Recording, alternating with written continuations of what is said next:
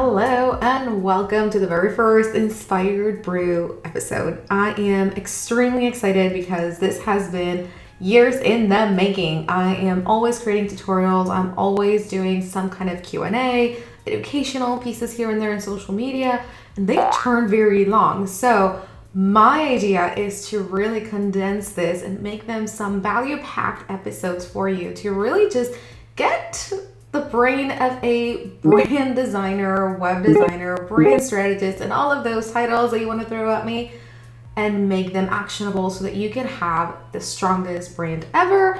But I'm also going to always be cheering with a cup of tea with you. So cheers from my London fog to you, and let's get started because I want this episode, even if it's the first, to just dive in with value. I don't want to stall you with my whole story. I might share that in a further episode or really just little bits and pieces here and there.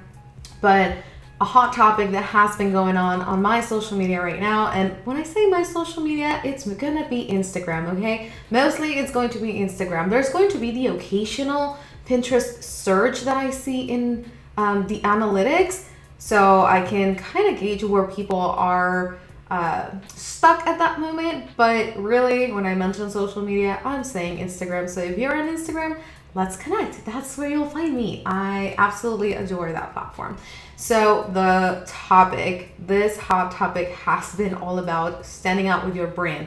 I did a little bit of an educational training in there. It was just, like 10 stories in a row with a couple of questions in there that popped up into my DMs. So I opened up a questions little widget thing from Instagram stories, and it just kept coming up. How do I even stand out on a crowded market? How do I keep establishing myself? I am not new to this rodeo. And it kind of always went back into, but how do I do this? So it really reminded me that people forget the root and the foundation that gets them that profitable business. Because sometimes we are very ingrained into the day-to-day. We are paying attention to our clients, to their projects, and then we fall into the marketing rhythm. But sometimes all of that just really makes us wonder, am I even doing this right? How can I ensure that where I am putting all of my efforts is going to really be profitable? And I am one to believe that we always want to have some kind of return on investment on anything that we put our time or our money into. So basically, these are going to be the top 3 things, the key foundational pieces for that particular topic. So how do you stand out in a crowded market? How do you make your brand the strongest foundation in your business to really make it a profitable one? So the first one that I will say is create a brand identity and stick with it for real. Because creating a brand identity, it's not just, let me pick a pretty logo and some colors and put them all together and I'll keep them cohesive. So my website's gonna look the same and my social media is gonna have the same. But are they really working towards your goals? Are they just pretty or are they effective? Are they going to help you connect with that ideal client avatar that you're creating, with that ideal market that you're trying to step into in this crowded arena, right? So that is the first step. You need to be very intentional with that brand, but you need to stick with it. I do not, and I can't stress this enough, I don't like to push don't be trendy, but it is a real thing. We tend to have some kind of shiny object syndrome when we see so-and-so in our competition, like in our market, our direct competition in this case, have a different look, have something new, have something fresh. And then because we think it's working for them, it's so easy to just go and, let me just change this a little bit and I'll implement it into my own brand. But then you're doing a disservice to your own business because now you are imitating someone else, which, by the way, you don't even know if it's actually working for them. You just see the new trend and you assume that it's working for them, but it might not. So create your brand identity and stick with it. Make it unique to your business. Make it really aligned to your ideal client, which takes me to step 2, because step 2 for this whole foundational piece is to really nail that ideal client. And this is something that will change. Please don't think that you're going to create one avatar and this is going to be the forever client that you're going to serve. It is not. This is just so that you can focus. And by having focus, you are going to have more effective marketing. You're going to have a more effective message. So you focus, or as I like to just go down to that rabbit hole, it's niching down. You are going to pick a niche, and you do not need to pick a niche based on profession. Like, oh, I'm going to serve all wedding industry people. No, you can niche down by the problem that you're solving for them. For example, myself, as a brand and web designer, I build strong brands and beautiful show-out websites that are money-making websites for a lot of different industries. My clients range from psychotherapists to photographers, so it is a pretty varied bunch. But the problem that I solve is the same for every single one of them. They want to have a strong brand, they have reached the ceiling, and they want to go past that. They are experts in their field, but they're not looking the part, and their websites are not making them money. So I solve the same problem for different professions, and that's how I niche down.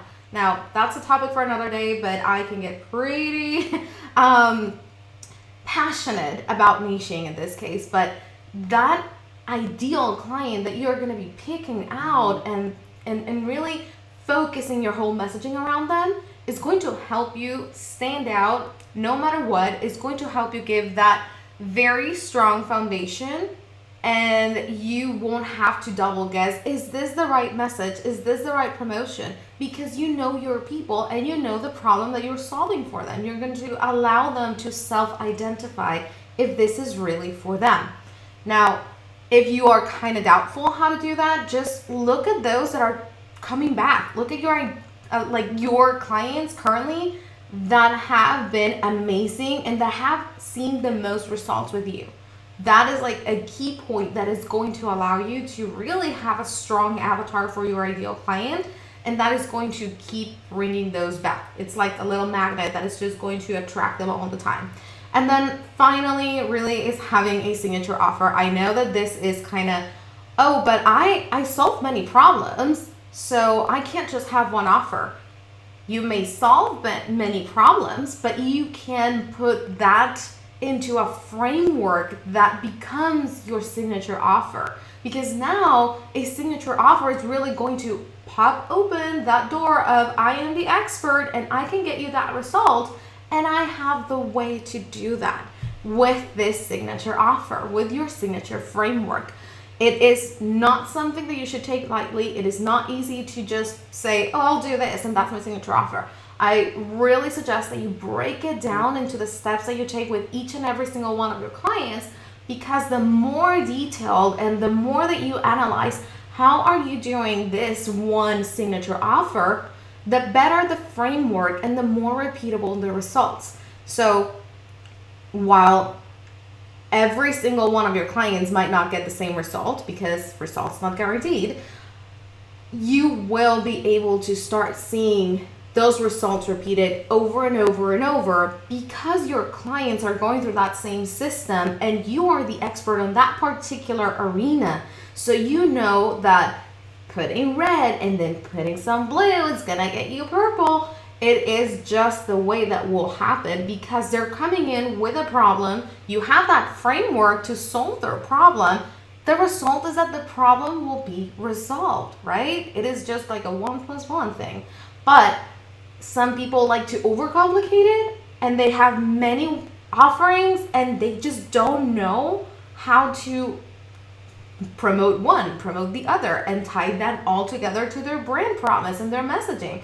So the easiest way is to have that brand identity foundation, have those ideal clients that already targeted and identified, and with your signature offer, really what you're doing is telling them, I have a solution for the problem that you're looking to solve right now, the one thing that is keeping you stuck. And this applies for service-based, product-based, it doesn't really matter. It is just a very bird's eye view of what you need to get a really strong brand and stand out in your market. So these strong brand foundations really apply to every single one of us, from small businesses to agencies to corporations. It just scales and it looks a little bit different depending on your profession and where you are in your journey.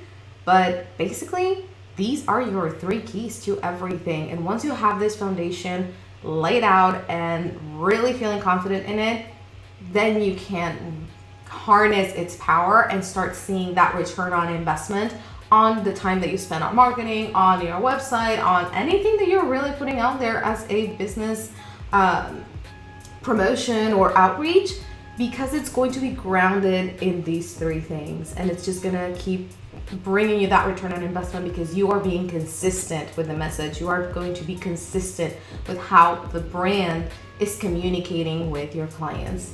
So there you have it, super short and sweet. I like to make sure that it is super actionable. So hopefully all of these 3 key points are sparking some ideas so that you can get the strongest brand ever and that you bring the most results home with your business.